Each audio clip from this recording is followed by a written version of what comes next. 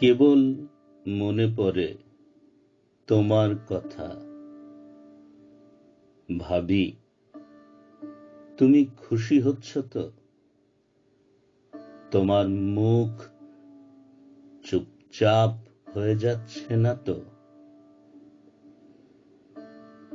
একটা শব্দের পাশে আর একটা শব্দ বসাতে ভয় করে।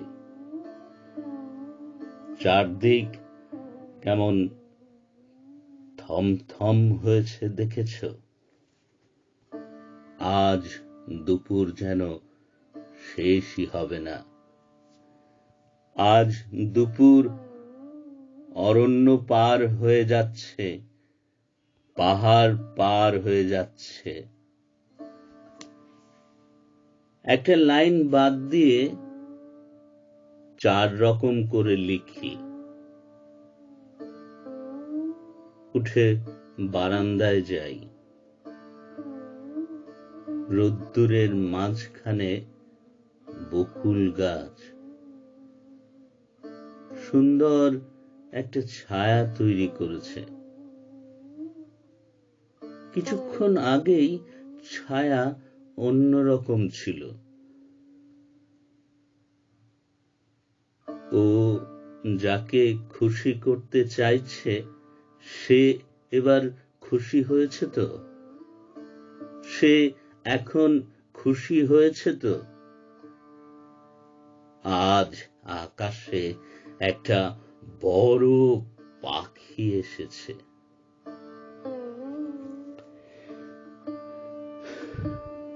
কবিতাটি আলোক সরকারের শ্রেষ্ঠ কবিতার শুরুতেই আছে।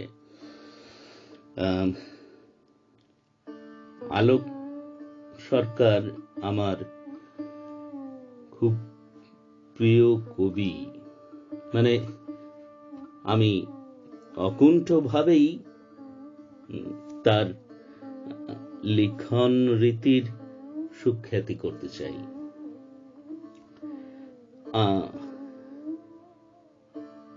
আমার একটা ব্যক্তিগত পরিচিতিও ছিল তার সাথে। যাই হোক, ব্যক্তিগত পরিচিতি নিয়ে আমি কিছু বলতে চাই না।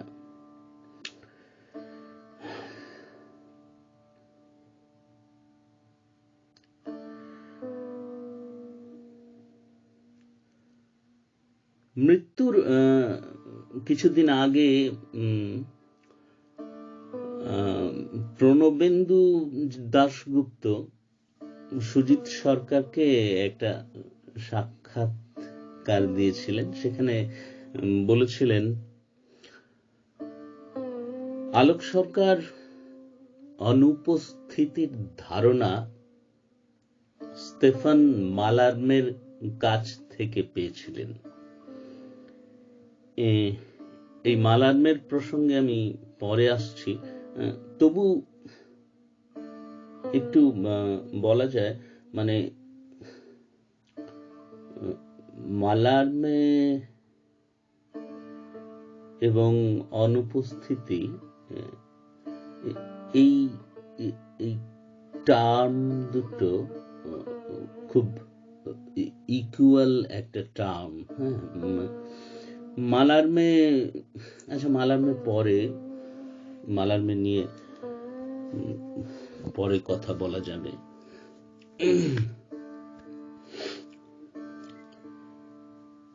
একটা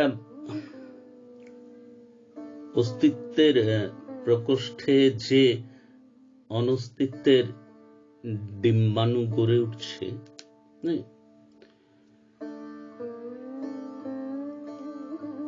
আলোক সরকারের কি ছিল, মানে একটা আলোক সরকারের দর্শনটা যদি একটা সিঙ্গেল লাইনে বলতে হয় তো বলা যায়, আলোর বস্তুময়তার প্রতি অনীহা।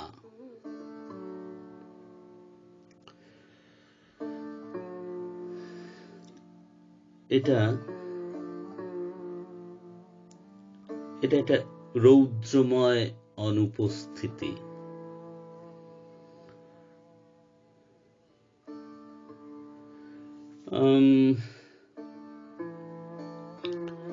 আলোকদার একটা প্রবন্ধের সংকলন আছে অন্তর্লোক বলে, সেখানে 46টা আমি ঠিক বা 47টাও হতে পারে, ঠিক কতগুলো প্রবন্ধ আছে এই মুহূর্তে মনে পড়ছে না, 46 আর 47 এরকম কিছু একটা হবে। মানে প্রত্যেকটা প্রবন্ধ এখানে আনপ্যারালাল। মানে ওইটা আলোক সরকারের কবিতা, মানে আমি মনে করি আলোক সরকারের ওই প্রবন্ধগুলো আসলে কবিতা। মানে প্রবন্ধকে কাব্যের দিকে নিয়ে যাওয়ার ক্ষেত্রে দুজন খুব সফল মানুষ আমার কাছে, একজন কমল মজুমদার আর একজন আলোক সরকার।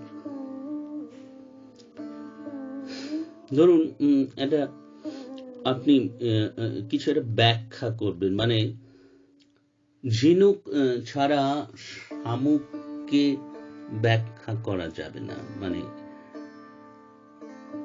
আকৃতি, এখানে আকৃতি ইটসেলফ, আকৃতি নিজে আকারকে ধ্বংস করে বা নষ্ট করে।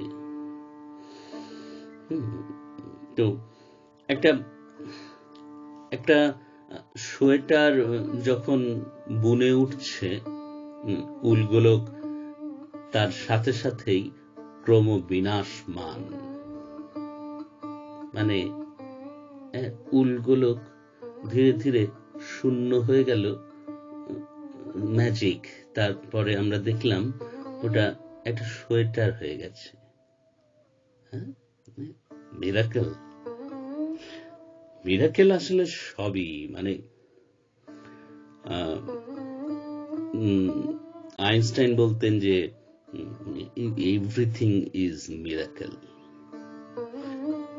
তো বাতাসে একটা দুর্ভোগ ঘাস কাঁপছে, এটাও তো মিরাকেল, তাই না? দেখার, নিজের দেখার ব্যাপার। তো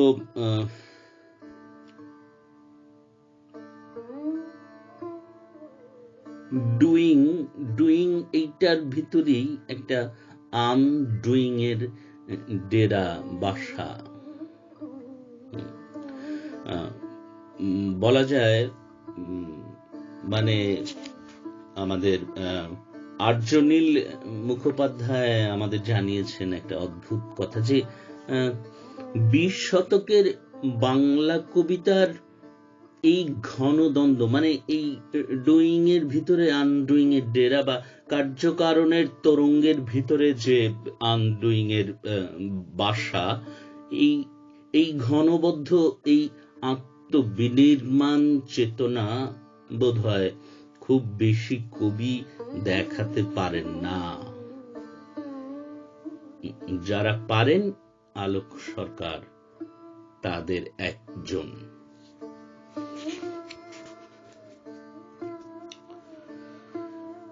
তো এখানে বহু রকমের কবিতা রয়েছে আলোক সরকারের। তো আমি আলাদা করে বিভিন্ন কবিতা পড়তে চাই না। কবিতা আমি খুব একটা মনেও করি না যে কবিতা খুব উচ্চ স্বরে পাঠ করার বিষয় বা রেকর্ড করে লোকজনকে শোনানোর বিষয়। কবিতা খুব ঘরের কোণে একা একা পড়ার বিষয়। আর কবিতা হলো নিজেকে ছন্দবদ্ধভাবে নষ্ট করার বিষয়। নষ্ট মানে পরমহংসদেব বলতেন যে সংসারে কোন এক ভক্ত জিজ্ঞেস করেছিলেন যে সংসারে কেমন করে থাকবো, তাতে ঠাকুর বলেছিলেন যে নষ্ট মেয়ের মতো থাকবে। এই নষ্ট নষ্ট মানে তো নষ্ট নয়, নষ্ট মানে মগ্ন।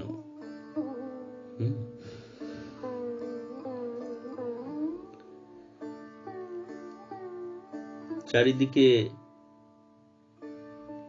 বড় বড় চোখ সব সময় তোমাকে দেখতে চায়। তুমি অত দ্রুত গেলে হবে না তো। পরিণয় বলে একটা কবিতা ছিল আলোকদার। আগেকার মতো অত দৌড়ে হেঁটো না, এখন তো আর জামা পরা বালিকা নাও, এখন শাড়িতে পা আটকে যেতে পারে।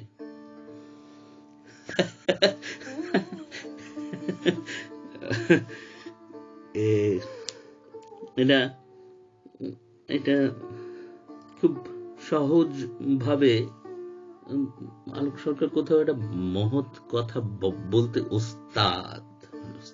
এইরকম একটা অন্তর্নিহিত একটা দুর্লভ শৈলী আলোকদার লেখায় আছে।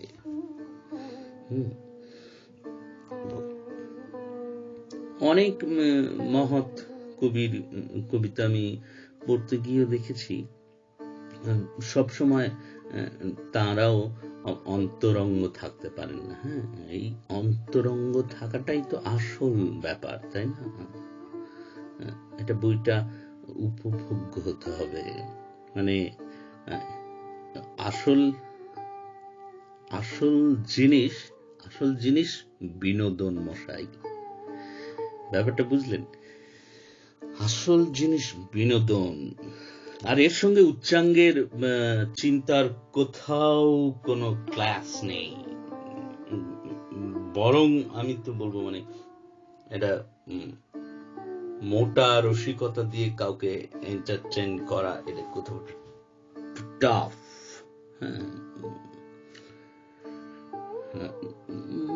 পর্ন ফিল্ম টিম তো অনেকই দেখে, আমি নিজেও একটা দেখতাম, কিন্তু আমি দেখেছি এই যৌনতাকে সুন্দর করে তোলা খুব কঠিন, মানে লিবিডোনাল ড্রাইভটা ঠিকঠাক থাকতে হবে। হ্যাঁ, শুধু মেশিনারি একটা ওয়েতে ভুলভাল জিনিস বেশিক্ষণ সহ্য করা যায় না। মানে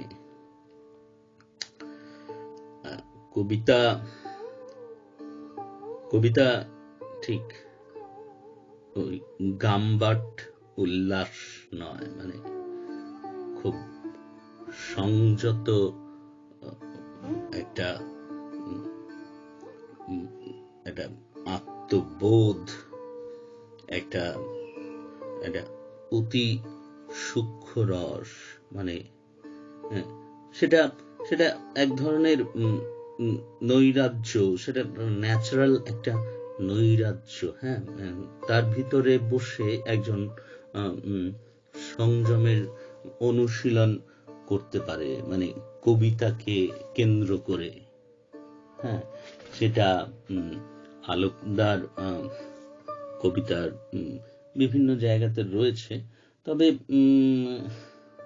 কিছু কিছু শব্দে কোথাও আলোক সরকারের কবিতাতেও আমার কোথাও একটা দুম করে একটা ফট করে একটা শব্দ আসে, যে শব্দে আমারও কোথাও এক ধরনের আপত্তি থাকে।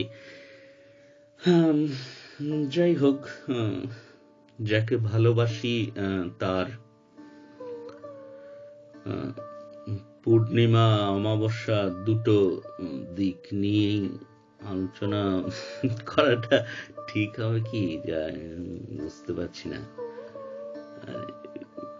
এই কথা প্রসঙ্গ মনে পড়লো, অমাবস্যা নামেও আলোকদার একটা লেখা ছিল। মানে এই কবিতাটির রচনার আগে এর নাম দিলুম অমাবস্যা, এইরকম একটা লাইন দিয়ে শুরু ছিল লেখাটা। এটা অদ্ভুত শুরুয়াত লেখা। অর্থাৎ অমাবস্যার উপর তিনি একটা কবিতা লিখতে চান। মানে অমাবস্যা শব্দটি ঘুরে ফিরে বাজছে। এই কিছু কিছু শব্দ পরিচিত শব্দ হতে পারে, কখনো একটা নতুন শোনা শব্দ হতে পারে, বেশ কিছুদিন ধাওয়া করে কাউকে কাউকে। মানে উৎপল কুমারে আমি একটা দেখেছি যে ও এক জায়গায় বলছে যে বর্ষা ব্যাকুল শব্দটির পিছু পিছু যাই। মানে একটা শব্দ, মানে খুব চেনা শব্দ তোমার, ধরো উদ্ভাসন শব্দটা বা অভিজ্ঞতা শব্দটা বা ঝড় শব্দটা, কিংবা মানে ফুল শব্দটাও হতে পারে, বা বারান্দা, ছায়া, শরীর, এইরকম অতি পরিচিত সব শব্দ কখনো কখনো তোমাকে হন্ট করতে পারে, বা তোমাকে এটা ভুল ভুলাইয়া বা এটা ল্যাবিরিন্থীয় একটা স্ট্রাকচারের ভিতরে প্রবেশ করাতে পারে। ওটা কারোর 2-4 দিন থাকে, কারোর 2 মিনিটও থাকে, এরকম হয়, মানে বোঝা যায় না। হ্যাঁ, গরু শব্দটাও হতে পারে অনেক সময়। মানে গরু, আমার একদিন হয়েছিল, মানে গরু শব্দটা না বুঝতে পারছি না, মানে গরু শব্দটার সাথে ইমেজটা, ওই যে 4টে পা, 2টো কান, একটা লেজ, হ্যাঁ, শিং আছে 2টো, সামনে একটা লম্বাটে মুখ, এটা আমি না এটা রিলেট করতে পারছিলাম না খুব বেশিক্ষণের জন্য না, মানে 2-4 মিনিটের জন্য। তাহলে গরু ব্যাপারটা কি? গরু গরু গরু অমাবস্যা বললে এটা অন্ধকারের কথা মনে পড়ে। আলোকদা বলতেন খুব জমাট একটা অন্ধকার। তাহলে আলোক সরকারের কবিতা কি অন্ধকার নেই বলতে চাই? খুব খুব জমাট একটা অন্ধকার। মানে তাহলে অন্ধকার বলতে আমরা কি বুঝি? অন্ধকার বলতে কি বোঝায় আসলে? অন্ধকার বলতে প্রথমে মনে পড়ে যে আলোর না থাকা, অর্থাৎ অন্ধকার এটা আলোর অনুপস্থিতি। আলো সম্বন্ধে আমার একটা অভিজ্ঞতা আছে, সেটা সেই অভিজ্ঞতাটা ওইখানে নেই, সেইটা সেখানে অন্যরকম অভিজ্ঞতা। মানে আলোর প্রেক্ষিতে এই অভিজ্ঞতাটায় আমি প্রবেশ করছি। কিন্তু সত্যি তো, মানে আলোর অভিজ্ঞতা যদি আমার না থাকতো তাহলে তো অন্ধকার নেই। কিন্তু অন্ধকারকে অন্ধকারের মতো করে জানতে হবে। এখানে না আলোর প্রসঙ্গটা না আসলেই ভালো। এখানে এইবার তুমি অন্ধকারকে যদি উইদাউট লাইট জানতে চাও, তাহলে এই জার্নিটা হবে তোমার মানে সারা জীবনের জন্য একটা জার্নি। সারা জীবন ধরে তোমাকে কবিতার পিছনে ধাওয়া করতে হবে। তখন তোমার কাছে আস্তে আস্তে খুব সামান্য জিনিস, মানে ধরো তুমি সন্ধেবেলায় বেরিয়েছো বাড়ির বাইরে, গলির কোনায় একটা হয়তো এটা গাছের ডাল, তার ছায়াটা তীর তীর করে কাঁপছে। তুমি আশ্চর্য হচ্ছ যে এটা কি, এটা কি হচ্ছে।